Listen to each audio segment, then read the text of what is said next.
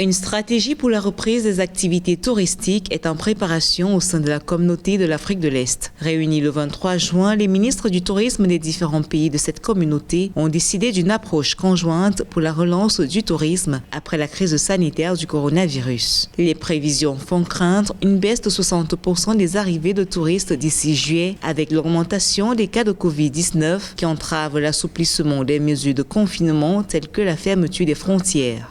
Nous harmonisons les politiques et les stratégies pour stimuler la reprise du secteur du tourisme dont les performances stagnent depuis mars lorsque la région a imposé des restrictions de voyage et des annulations de vols pour empêcher la propagation du Covid-19. Des chiffres officiels révèlent qu'une baisse de plus de 19% des safaris dans la région a été enregistrée en raison du Covid-19. Par ailleurs, l'annulation des réservations dans les lodges basées à l'intérieur des parcs animaliers a eu un impact sur la protection des espèces rares. Au Kenya, par exemple, le pays a connu une baisse de 92% des revenus touristiques et une baisse de 7,6% du nombre de visiteurs en raison de la pandémie.